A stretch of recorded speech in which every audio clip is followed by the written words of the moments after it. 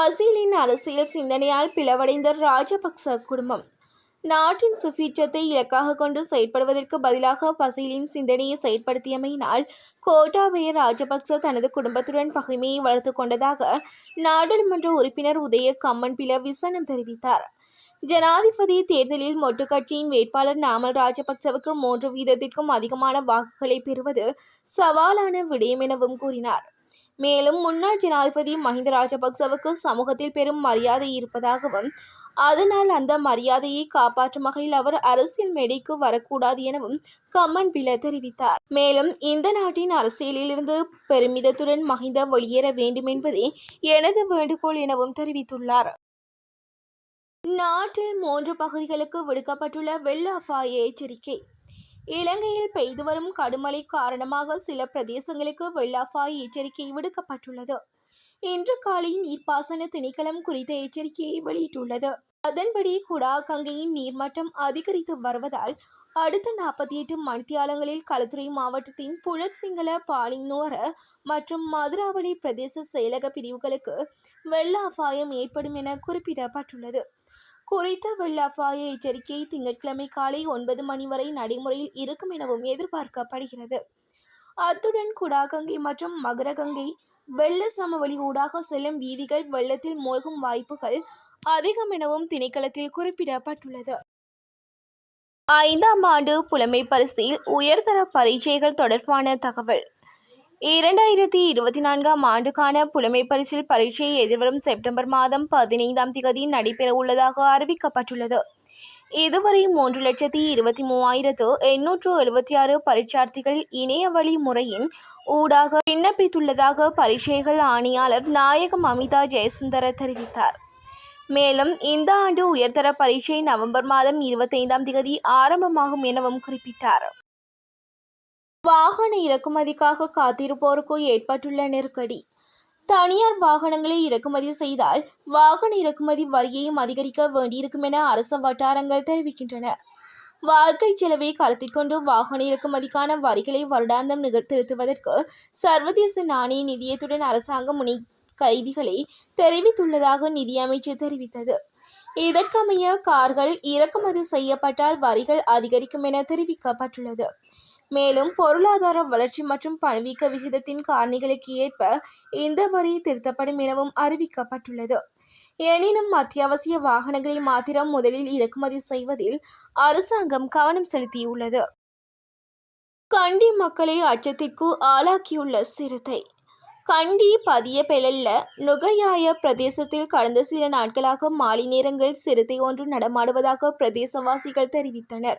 இந்த சிறுத்தை வீடுகளில் வளர்க்கப்படும் நாய், மாடு போன்ற விலங்குகளை பிடித்து உண்பதையும் மான் போன்ற பல்வேறு விலங்குகளை வேட்டையாடுவதையும் பிரதேசவாசிகள் கண்டு அச்சத்திற்குள்ளாகியுள்ளனர். இது தொடர்பில் போலீசாருக்கு வனஜீவராசிகள் பாதுகாப்பு திணைக்களத்திற்கும் ஏற்கனவே அறிவித்துள்ளதாக மக்கள் தெரிவித்தனர். இந்த பிரச்சினைக்கு உடனடியாக நடவடிக்கை எடுக்காவிட்டால் பொதுமக்கள் மற்றும் குழந்தைகளின் உயிர்களுக்கு ஆபத்து ஏற்படலாம் என பிரதேசவாசிகள் தெரிவித்தனர். பிரித்தானிய கலவரங்கள் யாருக்கு எதிரானவை? வன்முறையாளர்களின் அதிரடி வாக்குமூலம். பிரித்தானியாவில் அண்மையில் நடைபெற்ற இனக்கலவரம் அல்லது இன வன்முறை தொடர்பாக ஏற்கனவே ஊடக பரப்பில் பேசப்பட்டவை ஏராளமாக இருந்தாலும் இதுவரை பேசப்படாத அல்லது மறைக்கப்படுகின்ற விடயங்கள் என்றும் நிறைய இருக்கின்றன. பிரித்தானியாவில் குடியேறிகளுக்கு எதிராக வெள்ளையர்கள் கலவரத்தில் ஈடுபட்டு வருகின்றனர். தமிழர்கள், வெளிநாட்டவர்கள் மற்றும் இந்தியர்கள் உட்பட பலரும் தாக்கப்பட்டுள்ளனர். அவர்களுடைய சொத்துக்கள், வியாபார நிலையங்கள் என்பவை வெள்ளை இன வெறியர்களால் சேதமாக்கப்படுகின்றன. இதையும் தவிர பல நாடுகள் பிரித்தானியாவிற்கான பயண தடையையும் விதித்து வருகிறது. அனல் பறக்கும் தேர்தல் களம். அமெரிக்க துணை ஜனாதிபதி கமலா ஹாரிஸுடனான நேரலை விவாதம் நெருங்கி வரும் நிலையில் தமக்கு உதவியாக இந்திய வம்சாவளி பெண் அரசியல்வாதி ஒருவரை டொனால்ட் ட்ரம்ப் தெரிவு செய்துள்ளார். முன்னாள் ஜனநாயக கட்சி அரசியல்வாதியும் இந்திய வம்சாவளி அமெரிக்கருமான டொல்சே கப்பார்ட் என்பவரை கமலா ஹாரிஸ் மீதான தாக்குதல்களுக்கு வலு சேர்ப்பதற்காக டொனால்ட் ட்ரம்ப் தனது அணியில் இணைத்துக் கொண்டுள்ளார். ட்ரம்ப் தேர்தல் நடவடிக்கைகள் தொடர்பில் உறுதியான தகவல்களை தெரிந்து வைத்திருக்கும் இருவர் இதை வெளிப்படுத்தியுள்ளனர். நேரலை விவாதத்திற்கு தயாராகும் ட்ரம்பிற்கு தற்போது பயிற்சி அளிக்கப்பட்டு வருகிறது. ட்ரம்பின் தனிப்பட்ட விடுதியிலும் குடியிருப்பிலும் முன்னெடுக்கப்பட்ட பயிற்சிகளில் துல்சி கப்பாட் கலந்து கொண்டு உள்ளார். கமலா ஹாரிஸ் பயிற்சி பெற்ற ஒரு சட்டத்தரணி என்பதாலும் ஒரு மாகாணத்தின் சட்ட ஆலோசகராக பணியாற்றியவர் என்பதாலும் டொனால்ட் ட்ரம்ப் தம்மை தயார்படுத்தி வருவதாக தகவல் வெளியாகியுள்ளது. காசாவில் தொடரும் மனித அவலம். காசா பகுதியில் 25 ஆண்டுகளுக்கு பின் முதலாவது போலியோ நோய் தாக்கத்திற்கு உள்ளான குழந்தையொன்று அடையாளம் காணப்பட்டுள்ளதாக அறிவிக்கப்பட்டுள்ளது. குறித்த தகவலை நேற்று வெள்ளிக்கிழமை பலஸ்தீனிய சுகாதார அமைச்சு அதிகாரிகள் தெரிவித்தனர். அத்துடன் இஸ்ரேல் ஹமாஸ் இடையான போர் நடவடிக்கை இதுவரை 40,000க்கும் மேற்பட்ட பலஸ்தீனியர்கள் கொல்லப்பட்டிருப்பதாக ஹமாஸ் நடத்தி வரும் அமைச்சகம் தெரிவித்தது. கடந்த அக்டோபரில் ஆரம்பமான இஸ்ரேல் ஹமாஸ் போரானது தற்போது வரை தொடர்ந்து கொண்டுள்ளமை குறிப்பிடத்தக்கது. கோடிக்கணக்கான ரூபாவிற்கு கஜமுத்து விற்பனை முயற்சித்த மூவர் கைது. புத்தளம் பகுதியில் சுமார் 1,30,00,000 ரூபாவிற்கு கஜமுத்துக்களை விற்பனை செய்ய முயன்ற மூவர் கைது செய்யப்பட்டுள்ளனர். குறித்த கைது நடவடிக்கையானது நேற்றிரவு புத்தளம் காவல்துறை விசேட அதிரடிப்படையினரால் மேற்கொள்ளப்பட்டுள்ளது.